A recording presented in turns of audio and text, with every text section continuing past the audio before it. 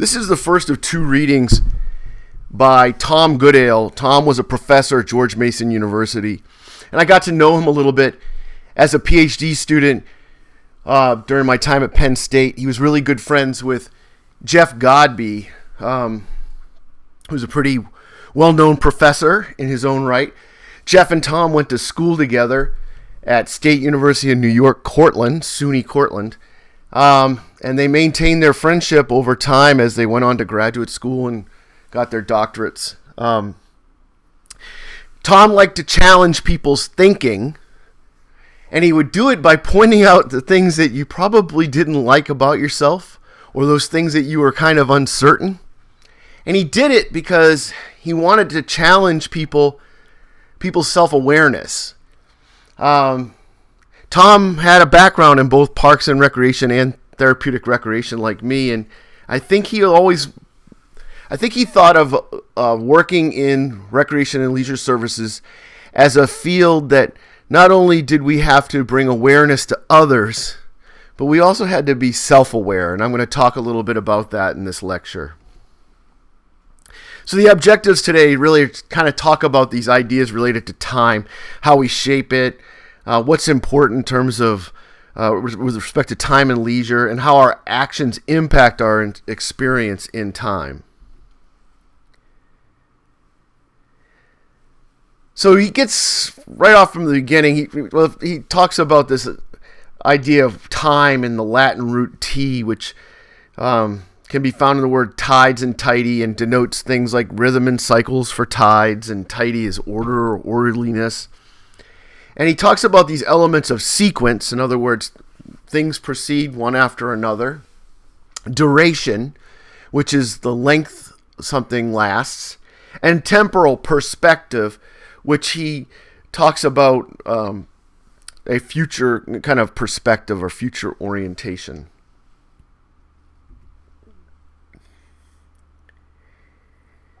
And when we talk about leisure studies, we're kind of hung up with this notion of the idea of free time. And free time is typically considered a fairly poor definition of leisure because it does not take into account the idea of obligation, doesn't take into account your state of mind. Is this what you want to do? Is this your choice? But it's often used because it's easy to compare free time across developed countries, right? Because they have a work week. If you went to Japan and you wanted to compare the amount of free time Japanese folks had to American folks, you would go ahead and look at the number of hours a week they work, and then presume that there's a certain amount of free time. But Goodale has a whole issue with the idea of free time because of the word free. It's not free. We earn our vacations, our holidays, and even retirement. The time that we want to spend in leisure comes at some cost to us. We have to earn it. We have to work for it.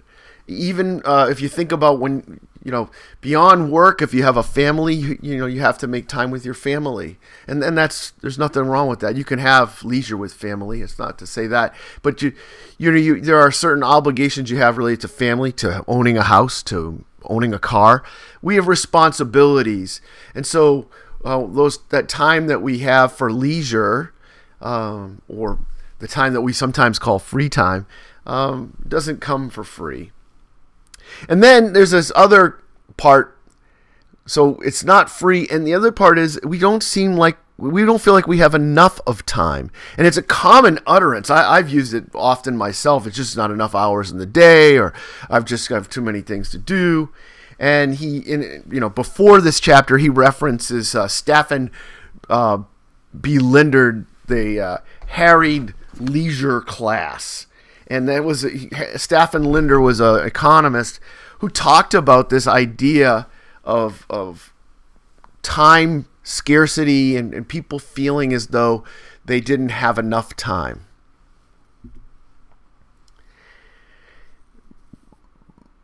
One of the things we have to consider is what's the nature of time. And time really for most of man's existence was ruled by nature. Our biological time, right? So that's the seasons of our lives, if you will, right? We're babies and then children and teenagers and then young adults. There's a cycle of life. So we have a natural time biologically. There's a natural time for us to have children if that's what we want to do. There's a natural time for us to kind of stop working. There's a natural time for us to pass this life. And then there's cyclical time. And cyclical time refers to kind of seasonal time.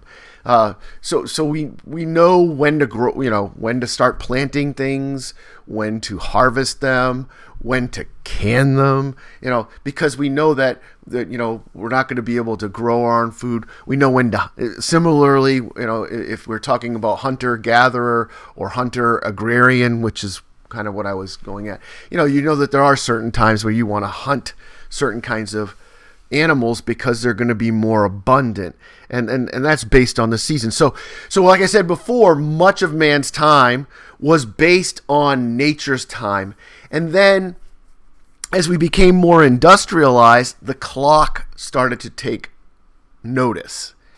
The clock really changed things, and that's what we call mechanical time. So biological time is that kind of the seasons of our life, right? It's our time for childhood, adolescence, adulthood, old age, and cyclical time talks about the seasons of nature, and then mechanical time refers to that time which we've given to the clock, and it's this time that's caused all the problems. It's what's made it more difficult for us, and we would measure things by minutes and seconds, and if you think about even how we judge races now, it's by nanoseconds.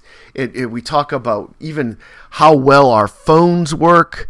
The processing speeds in the phones and computers that we use is measured by nanoseconds. We're splitting time into fragments, and it's really all related to productivity. We have become dependent on the idea that our time can be monetized, and how productive we are is of value.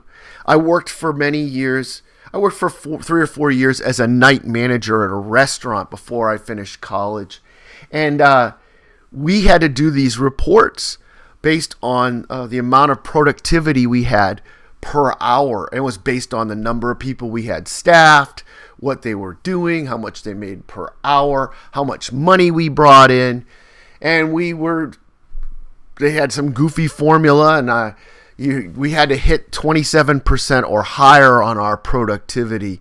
If we hit lower than that, we would get a call from the corporate office because it was a chain store. But anyway, that's similar to anything you can think of related to manufacturing, related to how we, sales, anything you can think of has this idea of productivity tied to it. And it's largely based on this notion of mechanical time. So what are the time bandits? Why is it that we feel like we just don't have enough time? So I talked about this idea of the state of being harried, right? There's just not enough time in the day. And so when we talk about being harried, we're talking about people who are referring to time scarcity, okay? And because we don't have enough time in the day, Goodale talks about this idea of time-saving devices, right? But they don't actually save us time, do they? They actually allow us to do more things. So we might be able to put something in the microwave and cook that. In the meantime, we can pay our bills online, or we can call our moms. There are other things we can do rather than sit over and make a full meal. And then there's this idea of time deepening, okay, which it's kind of this product of these time-saving matters. Time deepening refers to the idea of multitasking. And multitasking is very popular, especially among people in your generation. It was fairly rudimentary for people my age and older. Now it's become almost an art. And a lot of people are very proud of the fact that they can multitask. I can do this and that and the other thing. The problem with multitasking is that you're not fully engaged or absorbed in an activity. And then you really aren't part of the moment any longer. And so it cheapens time in that way because because you're not having that moment, you're not having that experience in time. If you're multitasking, you're paying attention to so many things, your time is fragmented, and you're not having that deep experience. And we'll talk a bit more about why that's important. The last thing that Goodale talks about is this idea of time discounting, and this is a preference of now over the future. That I've got to have it now. The instant gratification culture. And think about how our commercials on TV or even online now are put to us. You can have this now. Oh, we've got great rates. Buy one and get a second set for only $19.95. The whole way of marketing goods and services to us is presented to appeal to our impulses, our sense of impulse, that need for instant gratification. But Goodale feels as though this is another time bandit. This is another problem area. If we're discounting our time, we are shortening our time horizon. We're not thinking about the long term. We're not thinking about if we buy something on credit, what paying that back is going to be like for us, because we want it now. We're robbing ourselves of things that maybe we can do later if we delay that gratification. So maybe we don't get to drive the best car, or maybe we don't have the latest iPhone, or we don't have the latest gadget or good, or we don't buy that house too early. We buy it when we're ready. If we delay that gratification, we won't be so caught up in things. Being on credit requires you to work more, requires you to be in the workplace. And guess what? It leads to, I don't have enough time.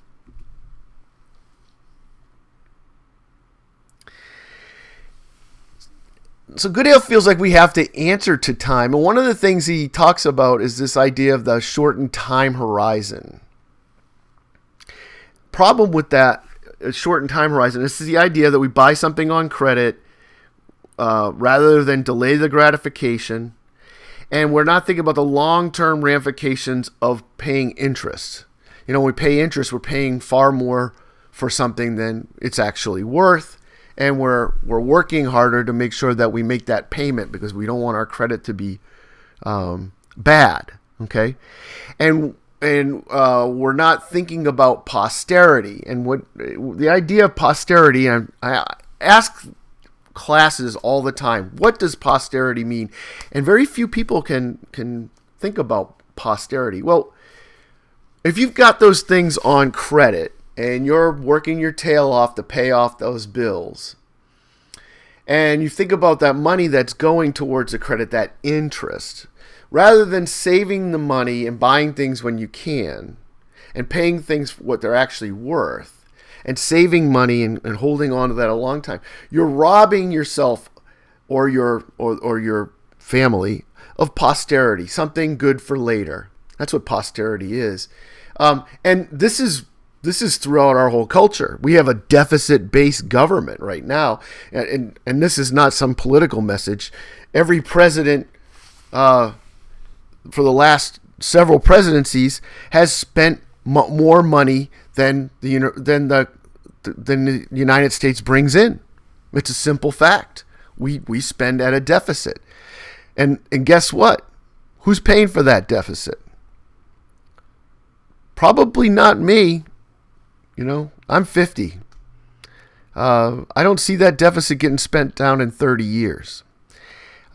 Maybe you guys is probably what we're thinking, or maybe even my kids who are younger than you are.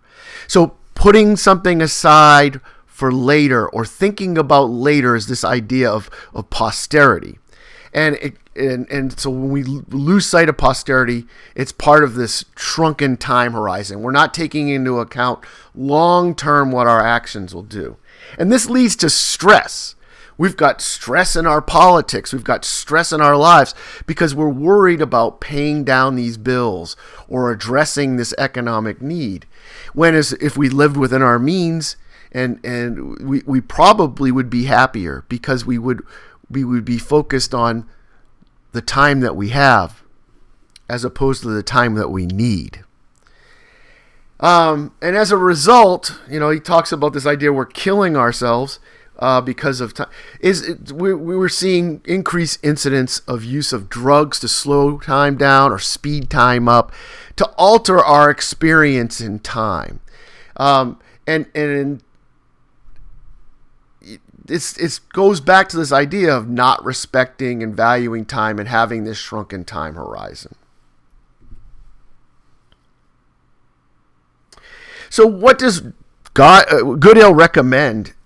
He has two simple cures, I guess I would say. One is try to find more experiences that lead to flow states. And if you remember from 2601 and probably a couple of your other classes, flow is that experience that we have. It's largely it's a psychological phenomenon where when challenge and ability are evenly matched, or challenge just goes beyond ability, so we keep seeking that challenge out. And flow is you lose track of time, you have deep absorption into an experience, you can anticipate things that are going to happen before they happen within that experience. And it's a very gratifying, satisfying feeling because you're hyper aware of everything that's going on in terms of within the experience, not yourself, but within the experience. And this leads to long-term fulfillment and happiness. Mihai Csikszentmihalyi, he's the person who wrote about flow theory. Lots of his studies showed people who experienced flow states more often were more likely to be happy. So Goodale suggests that flow is an important component to help us be more absorbed, be more engaged. If we're more absorbed and more engaged, guess what? We're not multitasking. We're not looking at the instant gratification. We're generally happy. The other one is volunteer, right? And I got my little Red Hot Chili Peppers quote in there, give it away now, right? Volunteering is a very important aspect, according to Goodale, because what it does, it keeps us connected to other people. And he cites some literature that links volunteering to longer, happier lives. And that's probably because you're connected better to others. And as I talked about in the last lecture about social benefits, being connected to others is a buffer for stress, and it's also one way we stay involved with others. When we disconnect from people, that leads to things like depression, disconnection, and sense of loss, which is not good. Ultimately, volunteering also will make us appreciate what we have. We will appreciate the lives of others and what others have to do to survive and be successful. So flow states leads to deep absorption and engagement, and volunteering helps us appreciate the time we have by being connected to others. So I started this whole lecture off about the importance of self-awareness, and I think really if you're in either recreation and park management or recreational therapy, being self-aware is an important step for yourself. Understanding yourself before working with others is important. And it makes it easier for us to talk about what to do or how to get involved in things, how to appreciate nature, how to exercise better, how to engage ourselves in things that are healthy. Those types of things, it's easier for us to do that if we ourselves are practicing that idea of self-awareness. If we're changing and trying to adapt people's behaviors, which both majors do, we need to not only be self-aware, but encourage self-awareness. That's the end of the lecture. Look for the next one tomorrow, sometime in the afternoon.